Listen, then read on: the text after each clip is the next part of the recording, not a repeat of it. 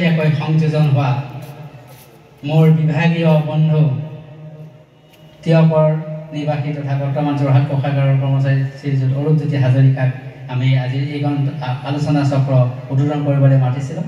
তেখেত আমাৰ মাজত আহি উপস্থিত হৈছে। মই তেখেতক মঞ্চত আসন গ্ৰহণ কৰিবলৈ নিৰঞ্জনভাৱে আগবঢ়াই লৈ যাব অনুৰোধ কৰিছোঁ।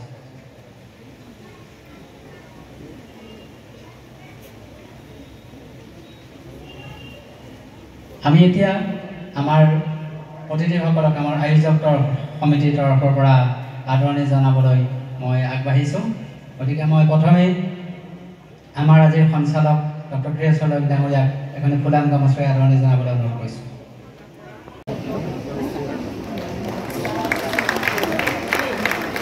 এটি স্মাৰক প্ৰদান কৰিবলৈ অনুৰোধ কৰিছোঁ। চাকৰি লোৱা স্মৃতি গ্ৰন্থ কথা তেখেতৰ হাতত প্ৰদান কৰিছোঁ। এতিয়া আমাৰ মাজত উপস্থিত থকা আজিৰ এই অনুষ্ঠানৰ বিশিষ্ট অতিথি শ্ৰদ্ধাৰ ডক্টৰ কাজল শইকীয়া ডাঙৰীয়াক আদৰণি জনাবৰ কাৰণে মই প্ৰফুল্ল বৰা ডাঙৰীয়াক অনুৰোধ কৰিছোঁ।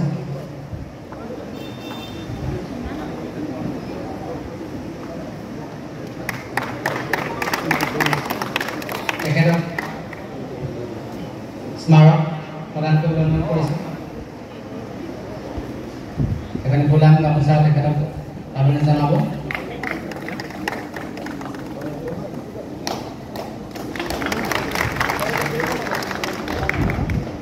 এতিয়া আমাৰ স্মাৰক মৰামতৰ বেগ অৰ্পণ কৰিব বিচাৰিছোঁ। এখনি স্মৃতি গ্ৰন্থ কথা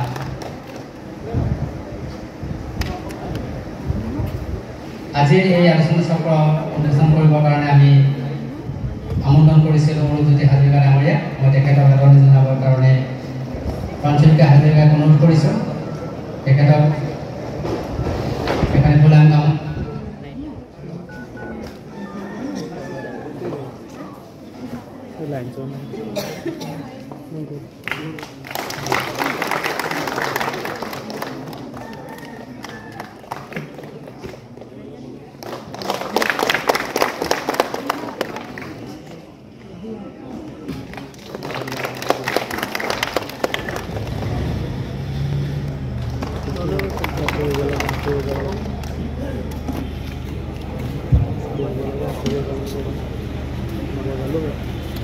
নমস্কাৰ।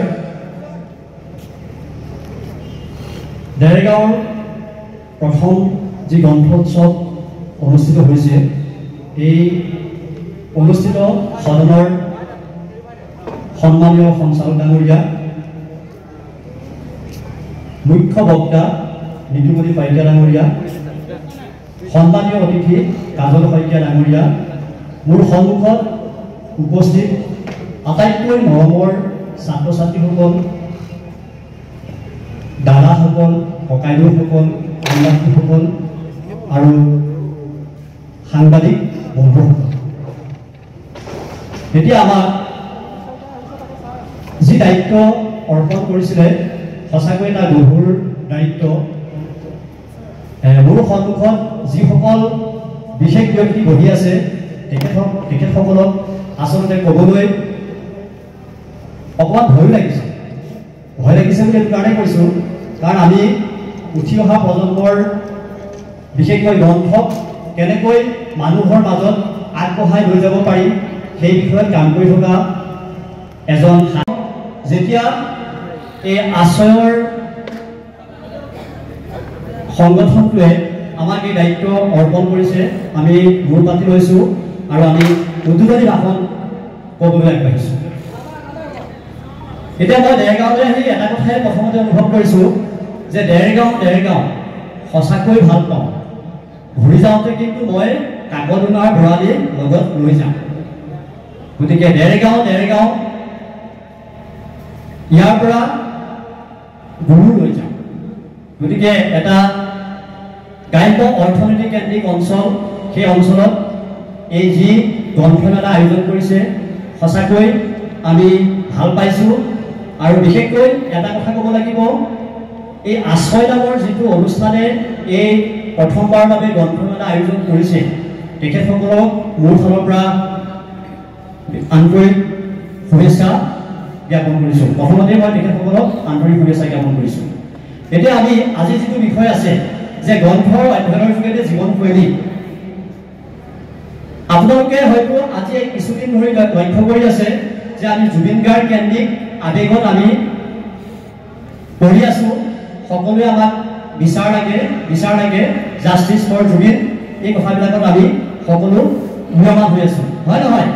কিন্তু আমি এটা কথা লক্ষ্য কৰিছোঁনে বাৰু যে জুবিনে যিবিলাক কাম কৰি থৈ গৈছিল তাৰ ভিতৰতে কিন্তু আজি আলোচনাৰ বিষয়টো সোমাই আছে। আপোনালোকে যে চাই জুবিনৰ গীত সকলোৱে ভাল পায়, কিন্তু জুবিনে যে গ্ৰন্থ অধ্যয়ন কৰিছিলে সেই কথাবিলাক আপোনালোকে বৰ বিচাৰ কৰিছেনে? প্ৰথমতে বিশেষকৈ মই ছাত্ৰ ছাত্ৰীসকলক জুবিন কেন্দ্ৰিক যিসকল জুবিন প্ৰেমিক যিসকল ছাত্ৰ ছাত্ৰী আছে সকলোৱে জুবিন প্ৰেমিক, কিন্তু ছাত্ৰ ছাত্ৰীসকলক মই এইটোৱে কথা ক'ব বিচাৰিছোঁ যে আমি গ্ৰন্থ অধ্যয়ন নকৰিলে কিন্তু আমাৰ একোৱেই নাথাকে। জুবিন গাৰ্গক মই গুৱাহাটীত কেইবাবাৰ লগ পাইছিলোঁ। মোৰ ব্যক্তিগত কথা কৈছোঁ দেই, গ্ৰন্থ অধ্যয়নৰ কথা কৈছোঁ। তেওঁ এনেকুৱা হৈছিলে, মোৰ কবিতা কিতাপ তেওঁ বিচাৰি পেলাই লৈছিল। তেওঁ আমি এটা অনুষ্ঠানত লগ পাইছিলোঁ, মোৰ কবিতা পুথিখন নিষিদ্ধ চিয়াৰ অন্যান্য সেই পুথিখন তেওঁলোকে বিচাৰি পেলাই পঢ়িবলৈ লৈ গৈছিল। তেতিয়াৰ পৰাই মই তেখেতৰ প্ৰতি আকৃষ্ট হৈছিলোঁ।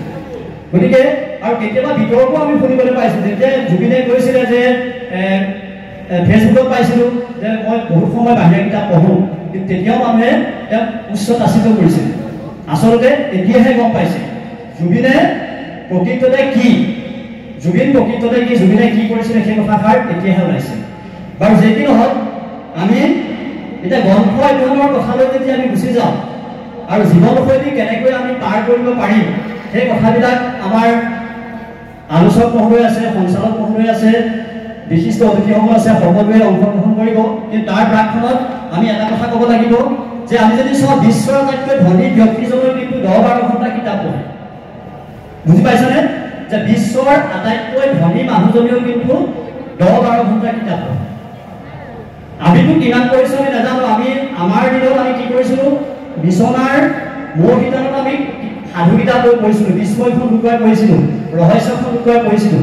কিন্তু আজিকালি ছাত্ৰ ছাত্ৰীসকলে কিতাপ পঢ়িছে নে নপঢ়িছে আমি সেইটো কথা ক'বলৈ নাযাওঁ, কিন্তু সেই পঢ়াৰ যিটো পৰিৱেশ আমাক মা দেউতাহঁতে গঢ় দিছিলে সেই পৰিৱেশটো কিন্তু আজিও আমাৰ হাতত আছে। আৰু সেই পঢ়ি আছোঁ কাৰণে হয়তো আজি আপোনালোকৰ সন্মুখত থিয় হ'বলৈ মই সাহস কৰিছোঁ। হয়তো একো নহয়, আজি আপোনালোকৰ আগত কথাষাৰ ক'বলৈ সাহসটোৱে হ'ল গ্ৰন্থ অধ্যয়ন। আজি যদি মই নপঢ়িলোহেঁতেন, নেদেখিলোহেঁতেন বা কেৱল মাত্ৰ অকল পাঠ্যপুথি কিতাপেই পঢ়িলোহেঁতেন, হয়তো আজি এই মঞ্চত বা আপোনালোকৰ আগত এই কথাখিনি ক'বলৈ মই সাহস নকৰিলোহেঁতেন। গতিকে মই উঠি অহা প্ৰজন্মৰ ছাত্ৰ ছাত্ৰীসকলক মই কৈছোঁ যে তোমালোকে গ্ৰন্থ অধ্যয়নৰ যোগেদি কেনেকৈ এজন ভাল ছাত্ৰ ছাত্ৰী হ'ব পাৰি তোমালোকে দৃঢ় প্ৰতিজ্ঞ হোৱা। আৰু মই তোমালোকক আজি বিশেষকৈ ছাত্ৰ ছাত্ৰীসকলক দেখিছোঁ, মই তোমালোকক কিন্তু শপত বাক্য পাঠ কৰিহে যাম। এইটো কাৰণে শপত বাক্য পাঠ কৰিহে যাম যাতে তোমালোকে আজি মঞ্চৰ যোগেদি যিকেইটা শপত বাক্য পাঠ কৰিবা সমগ্ৰ দেৰগাঁওবাসীয়ে শুনিব লাগিব যে দেৰগাঁৱৰ পৰা ভাল ছাত্ৰ ছাত্ৰী হ'ব লাগিব, ভাল লেখক হ'ব লাগিব, ভাল সাহিত্যিক হ'ব লাগিব, ভাল ইঞ্জিনিয়াৰ হ'ব লাগিব, মানে ভাল সুনাগৰিক হ'ব লাগিব। গতিকে মই শপত বাক্য পাঠ কৰাম তোমালোকক। কিন্তু এটা কথা কৈ দিছোঁ, এই যে তোমালোকে মহৎলোকৰ বাণীবিলাক পঢ়ানে বাৰু? মহৎলোকৰ বাণীবিলাক পঢ়া। গতিকে মই তোমালোকলৈ এখন মানে তালিকা বুলি ক'ব লাগিব লৈ আনিছোঁ, তোমালোকক মই বিতৰণ কৰিম, সেইখিনি পঢ়িবা। ইয়াত মহৎলোকৰ বাণীকে আদি কৰি কিখিনি গ্ৰন্থ আন্দোলন আমি কেনেকৈ কৰিছোঁ, কি কৰিছোঁ কথাখিনি আছে, এইখিনি তোমালোকৰ হাতত দি থৈ যাম, কাৰণ পাঠ কৰিলে বহুত সময় লাগিব। মেইন কথা আমাৰ বিশেষকৈ নিতুমণি শইকীয়া ডাঙৰীয়া আছে, তেখেতৰ মুখতে আপোনালোকে বহুমূলীয়া ভাষণ শুনিব। কিন্তু মই তোমালোকক এই জুবিনৰ জীৱন আদৰ্শৰ লগত সংগতি ৰাখি মাত্ৰ দুটামান শপত বাক্য মই তোমালোকক কৰিম। ছাত্ৰ ছাত্ৰীসকলে চিঞৰি চিঞৰি ক'ব লাগিব যাতে গোটেই দেৰগাঁওবাসী ৰাইজে শুনে আৰু প্ৰত্যেকে ক'ব লাগিব যে আমাৰ ল'ৰা ছোৱালীখিনি সঁচাকৈ ভাল হ'ব। কৰিবানে তোমালোকে? প্ৰথমতে কোৱা, ছাত্ৰ ছাত্ৰীসকলে কোৱা, প্ৰথমে সকলোৱে ক'বা দেই। মই কোৱা, ছাত্ৰ ছাত্ৰীসকলে কোৱা, মই আজিৰ পৰা ভাল ছাত্ৰ হ'ম। আৰু ছোৱালীখিনি কোৱা মই আজিৰ পৰা ভাল ছাত্ৰী হ'ম আৰু লগতে কোৱা যে আমি দেৰগাঁৱৰ নাম উজ্জ্বলাবলৈ সক্ষম হ'ম হ'ব এই কথাখিনি কিন্তু সকলোৱে শুনিছা দেই পিছত তোমালোকে কাকো কিন্তু দুখ দিব নোৱাৰিবা যে তোমালোকে আজি শপত পাতি ল'লা যে আজিৰ পৰা তোমালোক কি হ'ব লাগিব ভাল ছাত্ৰ ছাত্ৰী হ'ব লাগিব গতিকে এইখিনিকে মই তোমালোকৰ আগত ব্যক্ত কৰিলোঁ আৰু মই তোমালোকৰ কাৰণে এখন সৰু মানে এটা লেখা এটা লৈ আহিছোঁ তোমালোকক বিতৰণ কৰিম আৰু তাৰ প্ৰাকখনত মই কৈছোঁ যে আমাৰ তোমালোকে সদায় দেখি থকা প্ৰতিনিধি টাইমত ঋতুমণি শইকীয়া ডাঙৰীয়া আছে তেখেতে ভালদৰে আলোচনা কৰিব আমাৰ কাজল শইকীয়া ডাঙৰীয়া আছে ক্ষীৰোদ লয়িং ছাৰ আছে তেখেতসকলে আপোনালোকক আগত ব্যক্ত কৰিব সকলোৱে মন দি শুনিব আৰু তাৰ প্ৰাকখনত মই এই আজি যি আলোচনা চক্ৰ গ্ৰন্থ অধ্যয়নৰ যোগেদি জীৱনশৈলী মই শুভ উদ্বোধন হ'ল বুলি ঘোষণা কৰিছোঁ ধন্যবাদ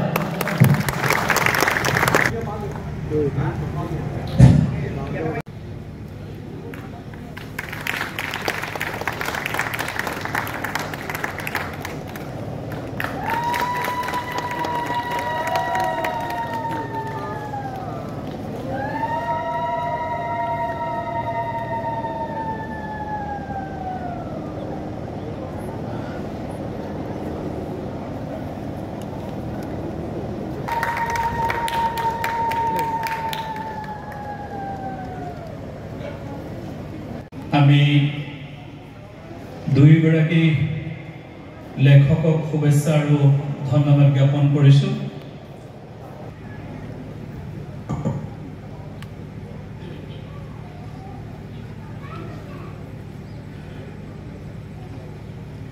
মাননীয় আজিৰ সভাৰ সন্মানীয় সঞ্চালক মহোদয় মঞ্চত সমালংকিত কৰা আজিৰ অনুষ্ঠানটোৰ সন্মানীয় উদ্বোধক বিশিষ্ট লেখক অৰূপজ্যোতি হাজৰিকা মহোদয় কিছু সময়ৰ পূৰ্বে আপোনালোকৰ আগত খুব কম সময়ৰ ভিতৰতে এটা সাৰুৱা বক্তৃতা দিয়া মোৰ অতি শ্ৰদ্ধাৰ আজিৰ অনুষ্ঠানটোৰ সন্মানীয় অতিথি নুমলীগড় শোধনাগাৰৰ মুখ্য প্ৰবন্ধক ডক্টৰ কাজল শইকীয়া মহোদয় শলাগ লৈছোঁ ধন্যবাদ জনাইছোঁ সন্মানীয় উদ্বোধক অৰূপজ্যোতি হাজৰিকাই খুব কম সময়ৰ ভিতৰতে কেইবাটাও গুৰুত্বপূৰ্ণ কথা কৈ গৈছে ঠিক একেদৰে আজিৰ অনুষ্ঠানটোৰ সন্মানীয় অতিথি ডক্টৰ কাজল শইকীয়াই মই কৈছোঁৱেই যে হাতী মাৰি ভৰুকাত ভৰাইছে আচলতে আৰু সঞ্চালক মহোদয়ৰ পৰা আৰম্ভ কৰি দুয়োগৰাকী বিশিষ্ট ব্যক্তি আচলতে আপোনালোকৰ আগত আমাৰ সন্দৰ্ভত আগ্ৰহ বৃদ্ধি কৰিবৰ কাৰণেই হওক বা আকৰ্ষণ বৃদ্ধি কৰিবৰ কাৰণেই হওক যেনেকৈ কৈছে মই তেনেকুৱা ব্যক্তি নহয় প্ৰথমতে মই আপোনালোকক স্পষ্ট কৰি ক'ম যে কি টেলিভিশ্যনেই হওক কি সভা সমিতিয়েই হওক মই খোলাকৈ কথা কৈ ভাল পাওঁ মোৰ কোনো আৰবেৰ নাথাকে কোনোবাই ভাল পায় কোনোবাই বেয়া পায় আৰু ইয়াতো এই মুহূৰ্তত মোৰ বিবেকে যিকেইটা কথা ক'বলৈ অনুমতি দিব মই তেনেকুৱা কেইটামান কথাই চাগে কম বা মোৰ মুখেদি ওলাব যদি সেই কথাকেইটা আপোনালোকৰ কাৰোবাৰ ভাল লাগে তেনেহ'লে মই ভাবিম যে গুৱাহাটীৰ পৰা মই দেৰগাঁৱলৈ অহাৰ তাতেই মোৰ সাৰ্থকতা আৰু যদি এখন কাণেৰে সময় আপোনালোকে লগত ইখন কাণেৰে উলিয়াইও দিয়ে তেতিয়াও মোৰ ক'বলগীয়া বৰ বিশেষ একো নাথাকে